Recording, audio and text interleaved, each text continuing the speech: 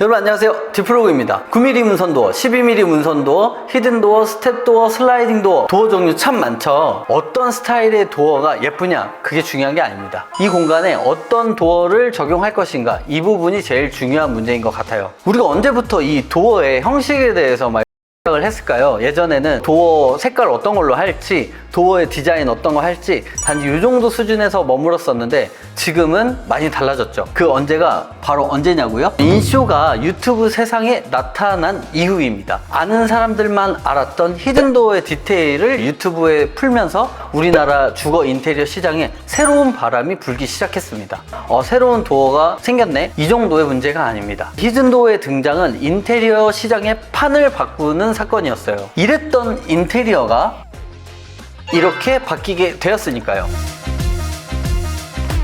그리고 영상에 앞서서 저를 또 되게 어리게 보시는 분들이 있는데, 저 올해로 40살입니다. 84년생이에요. 제가 14년째 이 일을 하고 있습니다. 획일화되었던 주거 인테리어 시장이 재미가 없어서 저는 상공간 위주로 인테리어를 했었거든요. 그런데 인테리어 쇼가 유튜브 세상에 나온 이후로 우리 고객님들의 달라진 인식 덕분에 지금은 주거 인테리어 정말 재밌게 하고 있습니다. 다시 본론으로 들어와서, 기존 도어들은 벽지 마감에 특화가 돼 있었다면 히든도어나 스텝도어 등 이런 디자인 도어는 필름이나 페인트, 박판 타일, 무늬목 등 내구성이 강한 다른 소재에 특화된 도어입니다. 왜인지는 제가 영상 뒤편에서 자세히 이야기 드리도록 할게요. 인테리어 앞두신 분들, 우리 집 도어 어떤 것으로 할지 결정하셔야 된다면 오늘 영상 끝까지 시청해 주시길 바랍니다. 왜냐하면 어떤 도어를 할 것이냐에 따라서 우리 집 인테리어의 방향성이 결정되기 때문이죠. 방향성이 달라진다는 건 비용도 달라진다는 거예요. 큰 돈이 들어가는 인테리어 잘 알고 시작하자고요. 먼저 이 도어의 계보에 대해서 알아보도록 하겠습니다. 우리가 흔히 열고 닫는 여닫이 도어, 옆으로 밀고 닫는 미닫이 도어. 저 맨날 이 미닫이 도어, 여닫이 도어 엄청 헷갈려요. 저만 그런가요? 지금부터 여닫이 도어는 그냥 일반 도어, 옆으로 미는 미닫이 도어는 슬라이딩 도어라고 이야기하겠습니다. 제가 헷갈려가지고. 도어는 이렇게 크게 두 가지로 나뉘게 됩니다. 이 일반 도어에서는 몰딩이 있는 타입과 없는 타입으로 또 나뉘게 되는데요. 이런 몰딩이 있는 타입은 예전부터 많이 쓰던 문선이 포인트가 되는 도어가 되고요. 또 이런 문선이 있는 도어 중에서는 최근엔 9mm 문선 도어, 12mm 문선 도어가 있습니다. 몰딩이 없는 타입으로는 최근에 사랑받고 있는 히든 도어와 스텝 도어, 그리고 무문선 도어가 있어요. 또 이렇게 일반 도어 중에서는 벽면에 힌지가 달리는 방식이 아닌 천정과 하부에 힌지가 있는 방식도 있습니다. 자, 다음은 슬라이딩 도어입니다. 슬라이딩 도어는 노출형과 포켓형이 있고, 최근에는 히든형 슬라이딩 도어도 나와 있어요. 이렇게 도어의 계보에 대해서 좀 알아봤고요. 이제는 각 도어의 특색에 대해서 이야기해 보도록 하겠습니다. 먼저 우리가 일반적으로 흔히 아는 몰딩이 있는 도어에 대해서 이야기해 보도록 할게요. 이놈의 몰딩이 왜 있는 걸까요? 우리가 옛날부터 이 몰딩이 있는 문을 쓰다 보니까 당연히 있어야 되는 것 같지만 아닙니다. 없어도 돼요. 몰딩은 문틀과 벽체가 만나는 부분에 마감을 해주기 위해서 필요하고, 도배의 마감을 위해 필요한 부재이자 재료를 분리하는 역할을 하게 됩니다. 물론 디자인을 표현하는 장치이기도 하죠. 일반적으로 몰딩이 있는 도어는 벽을 내가 벽지로 마감하겠다라는 전제가 깔려 있는 건데요. 왜냐하면 문선이 없는 도어는 벽지로 마감을 할 수가 없거든요. 이 벽지를 받아주는 마감의 부재가 없기 때문입니다. 뭐 벽지가 문선이 될 수는 없잖아요. 금방 다 까질 텐데. 하지만 뭐 꼭 벽지를 쓰기 위해서 뭐 이 문선이 있는 건 아니에요. 프렌치 스타일을 표현할 때도 이 웨인스 코팅의 디테일을 부각시키기 위해서 이 문선은 웨인스 코팅을 돌려서 전체를 페인트로 마감하는 경우도 있습니다. 자, 이 몰딩이 있는 일반 도어의 장점부터 알아보도록 하겠습니다. 일단 몰딩이 있으면 비교적 쉬운 마감이 가능합니다. 이렇게 벽이 있는데 문틀이 갖다 붙잖아요. 그럼 얘네가 거의 1대1로 마감을 하게 되는데, 이쪽에 몰딩이 하나 딱 생기게 되면 마감이 되게 쉽게 끝나는 거죠. 1대1 마감이 이 인테리어 마감 중에서 제일 말도 안 되면서 어려운 마감이거든요. 또 우리가 이제 리모델링을 할 때 보통 문틀보다는 앞에 몰딩이 많이 상하게 되거든요. 이 몰딩만 제거해서 바꿔 끼면 비교적 쉽게 보수도 가능하죠. 디자인적으로는 이 문선과 문의 디자인을 포인트로 삼아서 인테리어의 디자인 킥으로 사용할 수도 있고요. 무엇보다 가장 큰 장점은 다른 도어에 비해서 저렴하다는 데 있습니다. 이 저렴한 게 뭐 문 자체가 저렴하다기보다 설치하기가 쉽다는 거예요. 인건비가 적게 든다는 거겠죠. 그럼 단점도 살펴보도록 할까요? 형식의 특성상 이렇게 몰딩이 계속 붙어야 되는데 이놈의 몰딩 때문에 벽체가 쭉 있게 되면은 몰딩을 따라서 벽체가 브릿지 형태로 보이게 됩니다. 미니멀한 디자인을 선호하는 요즘에 좀 골칫덩어리가 되어버린 게 바로 이 문선이죠. 하지만 문선을 꼭 사용해야 되는 상황이라면 최대한 얇아 보이게 이렇게 9mm 문선이나 12mm 문선을 사용하는 게 요즘의 추세이죠. 그래도 이렇게 얇은 몰딩을 사용했다고 해서 브릿지 현상을 피할 수는 없고요. 이전에 문선 몰딩보다는 얇아져서 미니멀해지기는 했지만 그래도 이런 브릿지 현상은 피할 수가 없고 또 이게 되게 얇다 보니까 내구도가 강하겠습니까? 이게 철도 아니고 그냥 MDF는 합판이란 말이죠. 그게 이렇게 앞으로 튀어나와 있는데 뭐 콕 찍히면 거기가 다 찍히는 거예요.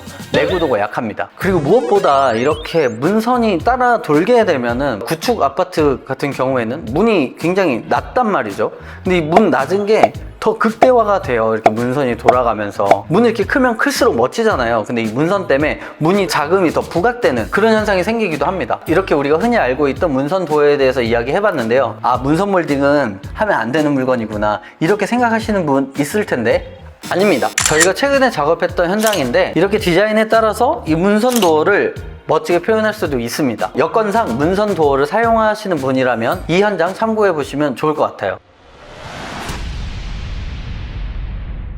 자, 다음은 인테리어에 열풍을 몰고 온 히든도어와 스텝도어에 대해서 이야기해 보도록 하겠습니다. 우리 핀터레스트 검색 많이 하시죠? 해외의 예쁜 인테리어 레퍼런스들 보게 되면 이런 도어의 형식으로 된 것을 많이 찾아볼 수가 있습니다. 인쇼가 유튜브에 등장하기 전까지 이런 히든도어는 몇몇만 아는 하이엔드 디테일이었는데 최근에는 인쇼 아카데미를 수료한 수료생은 물론 인테리어 좀 한다 하는 많은 업체들이 이 도어의 디테일을 쓰고 있죠. 또 이제 현장에서 일일이 다 만들지 않아도 비교적 쉽게 설치할 수 있도록 히든도어와 스텝도어 키트가 영림과 예림에서 나오고 있습니다. 이제 히든도어나 스텝도어가 대중화가 됐다는 거예요. 하지만 이런 디자인 도어들도 장단점이 당연히 있겠죠. 살펴보도록 하겠습니다. 히든도어나 스텝도어 도대체 왜 하는 걸까요? 그냥 문 모양이 예뻐서? 이걸 해야만 하이엔드 인테리어여서? 아닙니다. 바로 집 전체의 마감 형식이 달라지기 때문이에요. 이게 무슨 말이냐고요? 기존의 도어는 이 문선 몰딩이 돌아야만 마감이 떨어졌잖아요. 왜냐? 앞서 말씀드렸지만 벽지를 쓰기 위함이었죠. 벽지 특성상 마감부가 필요하고 이 약한 내구도를 커버해주기 위한 부재가 필요해서 우리가 몰딩을 사용하는 거였습니다. 문선 몰딩이나 걸레바지, 천장 몰딩까지 이게 다 벽지 시공을 위한 부재였다고 보시면 될 것 같아요. 그런데 히든도어나 스텝도어는 벽지로 시공을 할 수가 없습니다. 왜냐하면 벽체와 도어가 한 가지 마감재로 쭉 밀고 들어와야 되고 이 마감재가 문선과 내구도가 강한 도어에 마감이 돼야 되는데 이게 벽지일 수는 없잖아요. 설마 벽지로 히든도어 마감하시는 분 안 계시겠죠? 도배 형식인데 억지로 히든도어 시공하겠다고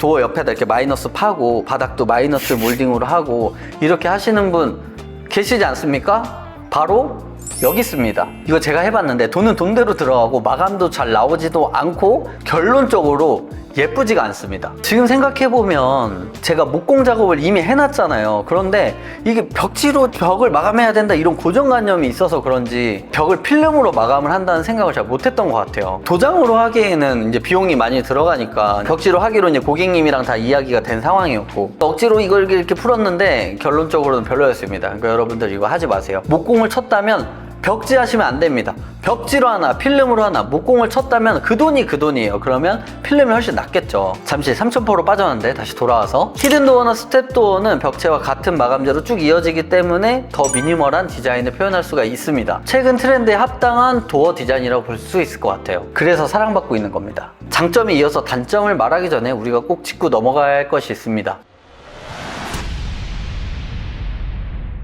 히든도어와 스텝도어는 무엇이 다른가? 문선 없이 벽체와 같은 소재로 마감할 수 있다. 이건 똑같지만 얘네들은 근본이 다릅니다. 먼저 히든도어는 벽체와 일자로 마감이 됩니다. 말 그대로 히든, 숨겨져 있는, 이게 어디가 문이고 벽인지 알 수 없게끔 만드는 이 도어가 히든도어예요. 히든도어를 시공하게 되면 이 벽 매스를 분절 없이 더 크게 만들 수 있어서 더 미니멀한 디자인이 가능하고 마감재도 벽체와 도어가 쭉 이어지게 되고 라인 정리까지 되니까 금상첨화죠. 그리고 히든도어를 꼭 필름으로만 마감해야 된다고 아시는 분들 계신데 히든도어는 벽체 마감 중 내구성이 강한 자재면 뭐든지 가능합니다. 예를 들어서 페인트라던가 박판 타일, 무늬목 등등이 있겠죠. 이 중에서 가장 필름이 가성비 좋고 내구도도 괜찮기 때문에 필름을 쓰는 겁니다. 뭐 쓸 수 있는 텍스처도 필름은 굉장히 다양하고요. 히든도어 말 나온 김에 제가 작년에 밀라노에서 보았던 하이엔드 브랜드들의 히든도어도 같이 살펴보도록 할게요. 보시게 되면 힌지 방식이 좀 다르죠. 벽체에서 힌지를 부착하는 타입이 아니라 바닥과 천장에 힌지가 있는 타입이에요. 또 도어에 보여지는 마감면은 벽체와 이렇게 통일하는 경우도 있고 포인트를 주는 경우도 있었습니다. 그런데 근본적으로 다른 게 있었는데 그게 뭐냐면은 문의 이 측면이 다 금속이에요. 그러니까 이 문은 금속으로 만들어졌다는 거죠. 마감재만 뭐 벽체에 따라서 박판이든 필름이든 무늬목이든 이렇게 붙어 있는 거고요. 측면이 금속이 되면 뭐가 좋냐? 그러면 일단 내구성이 당연히 강할 거고, 또 하나는 문의 틀어짐을 막아줍니다. 우리 이거 문 진짜 잘 틀어져요. 뭐 ABS 도어 안에 뭐 심재 보강, 저희는 무조건 심재 보강 제가 하라고 하거든요. 그런데도 이게 문이 틀어지더라고요. 요즘에는 아예 다 철제를 무조건 넣어서 보강을 하고 있는데, 그러면 안 휘어지긴 하겠지만 애초에 이 도어 자체가 금속 프레임으로 만들어졌다면 휠 일은 없을 것 같아요. 얘네들은 이미 이렇게 하고 있는 거예요. 그리고 또 이 도어들 보면 문이 앞으로도 열리고 뒤로도 열리는 양방향으로 열리는 도어입니다. 근데 이렇게 양방향 도어의 최고의 단점이 뭐냐면 딱 받아주는 이 스토퍼가 없다 보니까 기밀성이 떨어진다는 거거든요. 문을 딱 닫아놓으면 그 사이가 이렇게 보여요. 뒤쪽이 뭐 빛도 셀 수도 있고 뭐 소음이라던가 뭐 화장실 문이라면 냄새까지도 실내로 유입될 수가 있겠죠. 그래서 이 도어의 형식을 쓰지 못하는 건데, 얘네가 하나 만들어 놓은 게 있더라고요. 기동창게. 이렇게 도어를 움직이면 벽에서 기밀성을 위한 마감 장치가 탁 튀어나와요. 이게 마그네틱으로 작동을 하더라고요. 너무 멋지지 않나요? 정말 감동적이었는데, 와, 이거 우리나라에 가서 빨리 적용을 하고 싶다 이렇게 생각을 했어요. 이 도어가 얼마냐 제가 물어봤더니, 얘네도 뭐 라인업이 있겠잖아요. 제일 싼 게 1,000만 원이래요. 1,000만 원. 비싼 건 뭐 2,000만 원도 넘는데요. 그러면 일단 패스. 오늘은 패스지만 언젠가 이런 멋진 도어 형식 우리나라에도 나오지 않을까요? 제가 만들 수는 없는데 그분은 만들 수 있을 것 같거든요. 인쇼 형 듣고 있나요? 너무 선 넘지 않는 게 좋을 거야. 자, 다시 돌아와서 디프로그에서 히든도어를 이용해서 만든 공간은 여기가 있습니다. 자, 다음은 스텝도어입니다. 히든도어와 스텝도어는 비슷하면서도 다른데, 가장 큰 다른 점은 쭉 1대1로 벽과 도어를 마감하는 게 아니라 문이 들어와 있어요. 최소 60mm 정도. 더 많이 넣을 수도 있고 디자인 의도 따라 다를 것 같습니다. 근데 60mm 넣는 이유는 손잡이가 대부분 60mm 정도 돌출되기 때문이에요. 손잡이가 돌출되는 만큼 안으로 넣겠다는 거죠. 우리 아파트 복도들 보면 되게 다 좁잖아요. 근데 히든도어로 해서 도어를 앞으로 끄집어내서 벽이랑 1대1로 맞추면 손잡이들이 쫑쫑쫑쫑 튀어나오겠죠. 그럼 또 그게 꼴보기 실수가 있어요. 그리고 복도를 지나가는데 이 손잡이가 걸릴 수도 있고요. 이럴 때 스텝도어를 쓰는 겁니다. 공간을 조금 더 입체감 있게 보여줄 수도 있고요. 이렇게 도어를 포인트 삼는 디자인을 만들 수도 있습니다. 히든도어를 땡 다른 색깔 하는 것보다 한 뎁스 들어가서 도어가 포인트가 있는 게 전 더 아름다운 것 같아요. 스텝도어로 시공한 디프로그 스튜디오의 현장은 여기가 있습니다. 두 도어 중에서 뭐 어떤 게 더 좋고 어떤 게 나쁘냐 이런 게 아니라 공간에 따라서 여기에는 어떤 도어가 들어가는 게 좋고 어떤 도어가 들어가는 게 좋겠다 이렇게 나뉠 것 같은데, 제가 예를 하나 들어볼게요. 이렇게 복도 공간이 쭉 있는 공간인데 동선이 되는 이쪽은 스텝도어로 넣어줘서 공간도 조금 넓어 보이게 하면서 입체적으로 보이게 하고, 여기 보이는 정면의 도어는 히든도어로 표현하면 좋겠죠. 요거 만약에 또 스텝도어로 해야 되면 막 이상한 쪽이 생기게 되고 라인도 좀 복잡하게 되거든요. 이럴 때는 히든도어를 시공하는 게 좋습니다. 또 이렇게 벽체가 타일로 밀고 들어오는데 도어에만 막 포인트를 주고 싶다, 이럴 때도 스텝도어가 좋아요. 도어를 이 타일로 마감한다는 거는 생각보다 쉬운 일이 아니거든요. 박판 타일이면 뭐 3mm를 뭐 붙여서 마감할 수가 있는데, 강 타일인데 문짝에다가 강 타일을 붙일 수는 없잖아요. 뭐 9T, 12T 되는. 이럴 때는 차라리 문 포인트를 줘서 스텝도어 디테일을 사용해 갖고 공간을 만드는 게 전 더 현명하다고 생각합니다. 자, 정리를 해본다면 벽과 1대1로 쭉 맞춘 마감을 하고 싶다, 그야말로 문을 숨기고 싶다, 그러면 히든도어를 쓰는 게 맞고요. 도어의 디자인을 좀 부각하고 싶다, 그리고 도어의 자재와 벽의 자재를 좀 바꾸고 싶다, 그렇다면 스텝도어가 정답입니다. 자, 이런 히든도어와 스텝도어의 단점도 있겠죠. 가장 큰 단점은 바로 비용입니다. 맨날 이놈의 비용이 단점이야, 그쵸? 히든도어나 스텝도어는 몰딩이 없어야 시공 가능한 도어이기 때문에 이 도어를 시공하기 위해서는 집 전체의 형식을 바꿔야 됩니다. 이게 무슨 말이냐 하면은 다 그냥 목공 쳐야 된다는 소리예요. 그래도 여기 벽만 목공 치면 되지 않냐? 맞아요. 그 문 있는 그 벽만 목공 칠 수도 있겠죠. 그러면 이게 과연 아름다울 수 있을까요? 뭔가 형식을 다 한 공간에서 맞춰줘야 얘가 예쁘지, 이쪽만 문선 하나 없애려고 목공 쳤다, 근데 몰딩과 걸레바지 있다, 전 그건 별론 것 같아요. 그럴 때는 그냥 뭐 9mm, 12mm 문선 쓰는 게 맞는 것 같고, 스텝도어나 히든도어를 쓰겠다고 하면 보통 우리가 공용부를 그렇게 많이 하죠. 공용부의 형식은 다 하나로 통일하는 게 맞다고 생각합니다. 자, 이제 왜 히든도어나 스텝도어가 비싼지 아시겠죠? 공용부 전체 그냥 목공 쳐야 된다는 소리거든요. 하지만 가성비는 챙기는데 문선은 없애고 싶다. 방법이 있습니다. 바로 무문선 도어를 사용하는 건데요. 이 도어는 아주 구축은 안 될 것 같고 준신축 정도? 벽체가 목공으로 이루어진 공간이라면 쉽게 시공이 가능한 디테일입니다. 기존 벽체가 이제 목공이라고 쳤을 때 기존 도어랑 문틀도 유지를 합니다. 기존 벽체에 MDF 9mm를 우리가 매지선 계획했던 대로 탁탁탁 붙여와요. 그래서 문틀을 얘가 꺾어 돌아갑니다. 기존 문 있는 데서 끝나는 거예요. 얘가 스트라이커 역할을 하게 되는 거죠. 뭐 기존의 몰딩은 당연히 제거를 해야 돼요. 그리고 도어 헤드 쪽에서는 이렇게 매질을 주고요. 이렇게 만들면 바로 이런 도어가 됩니다. 이 디테일은 헤더가 이게 낮은 집일수록 효과가 더 극대화되기는 하는데요. 최종 결과물을 비슷한 이 스텝도어랑 놓고 본다면 이 헤더가 튀어나와 있냐 들어가 있냐 그 차이거든요. 별 차이 누구에겐 아닐 수도 있어요. 그런 분들은 이 방식으로 하는 게 공사비를 많이 줄일 수 있는 방법입니다. 문도 그대로 쓸 수도 있고요. 문틀도 그대로 쓸 수 있어요. 그냥 있는 벽체에다가 몰딩만 떼놓고 MDF만 붙이면 되거든요. 이 도어로 시공한 디프로그의 현장은 여기가 있습니다. 이거 방법 진짜 괜찮지 않나요? 이거 가성비 진짜 괜찮다니까요. 또 하나 특별한 도어가 있습니다. 상하부 힌지를 이용한 도어 타입인데요. 이 도어는 양쪽으로 움직이게 됩니다. 제가 앞서 말씀드린 그 이탈리아에서 봤던 그 도어의 형식이죠. 보통 우리가 어디 상가 같은 데 보면 강화 유리로 되어 있는 도어 있잖아요. 그거라고 보시면 될 것 같아요. 이 방식의 장점은 힌지 쪽에 유압이 있어서 자동으로 이렇게 문이 닫힐 수 있다는 거고, 이 문을 90도로 놔둘 수도 있고 반대편으로 양개로 움직일 수 있는 도어라는 거예요. 근데 기밀성이 제가 안 좋다고 했었잖아요. 그래서 이 도어를 뭐 아무데나 시공할 수는 없고, 중문이라던가 아니면 뭐 보여도 되는 뭐 개인 프라이버시 필요 없는 좀 열어놔도 되는 공간, 저희 집도 이 도어를 시공을 했는데 서재 같은 데 있잖아요. 이것도 이 도어를 이용하면 좋습니다. 요 힌지 타입을 이용하면 뭐 유리문만 할 수 있는 게 아니라 뭐 철문도 할 수 있고 목문도 할 수가 있어요. 다만 조금 아쉬운 게 얘가 약간 삐그덕 될 수는 있습니다. 네. 이게 또 유압이다 보니까 이 온도에 따라서도 좀 그런 현상이 발생되는 것 같기도 하고요. 또 이 유리문을 만들 수 있다는 게 전 진짜 그래도 큰 장점인 것 같은데, 디자인적으로는 어떤 의미가 있냐면은 저희가 보통 마감하는 게 다 무광이잖아요. 근데 이 글로시한 유리 소재가 딱 들어가면 진짜 공간이 훨씬 더 세련된 느낌이 듭니다. 모던한 느낌도 들고. 그래서 좀 보여주기 싫은 부분은 뭐 색깔 유리나 요즘은 뭐 접합 유리도 있고 뭐 그런 걸 사용해 볼 수도 있을 것 같고요. 그리고 예전엔 이 타입의 힌지를 사용하기 위해서는 막 바닥을 다 팠어야 됐어요. 막 이만한 박스를 묻어야 됐었거든요. 근데 최근에는 노출형 힌지가 나왔습니다. NF 힌지라고 부르는데, 이 친구를 쓰게 되면 뭐 큰 공사 없이 이 유리문을 달 수가 있어요. 이 NF 힌지를 쓰면 되게 좋은 점이 뭐냐 하면, 우리가 마감을 다 끝내놓고 문은 마지막에 딱 달면 돼요.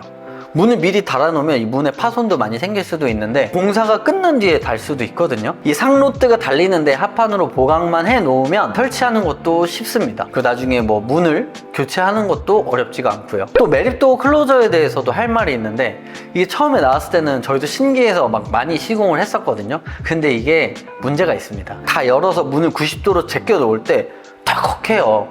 이게 저렴하지가 않잖아요. 일반 문보다 훨씬 비싸지는데. 근데 사용감이 일단 너무 구리고, 그리고 이 유압으로 나무로 만든 틀에서 한쪽으로 힘을 계속 주다 보니까 변형될 확률도 되게 높아져요. 아니 뭐 하드웨어 싸구려 써서 그런 거 아니냐고요? 제가 얼마 전에 폴에 다녀왔거든요.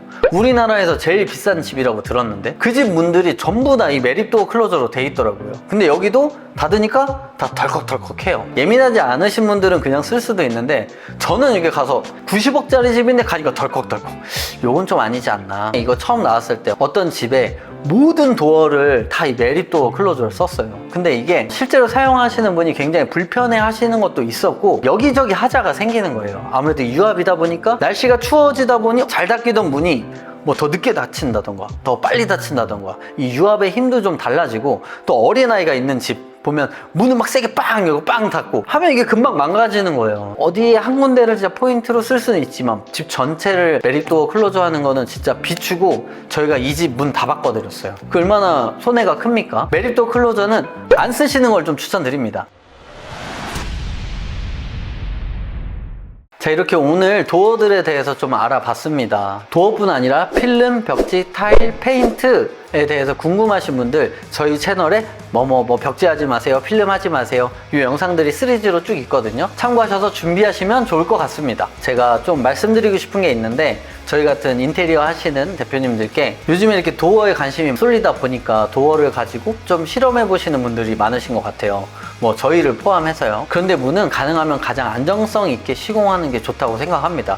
이게 매일매일 쓰는 거잖아요. 근데 이 도어에 문제가 생기면 진짜 스트레스 받거든요. 그리고 우리 인테리어 이렇게 수준이 계속 올라가고 있는데 예전에 썼던 도어를 그대로 쓴다기보다 못해도 안에다 좀 보강을 넣어 준다든지 뭐 이런 식으로 하면 더 우리나라 인테리어가 발전하지 않을까 싶습니다. 1, 2년 사용하고 말 게 아니라 뭐 오래 쓰면 10년, 20년도 쓸 수 있잖아요. 그래서 뒤틀어짐이 적게 보강을 해주면 좋을 것 같고 저희 디프로그 스튜디오는 요즘에 다 문틀에다가 알루미늄 보강을 하고 있어요. 하니까 이제 제가 마음이 놓이더라고요. 슬라이딩 도어에 대해서도 참 할 말이 많은데 요거까지 이 영상에서 얘기하면 영상이 너무 길어질 것 같아서 이 슬라이딩 도어 영상은 제가 다음번에 찍기로 하고요. 오늘 영상이 도움이 되셨다면 구독과 좋아요 눌러주시면 감사하겠습니다. 그래야 다음 영상이 좀 빨리 나올 수도 있어요. 많이 눌러주십시오. 지금까지 저는 인테리어 크리에이터 디프로그였습니다.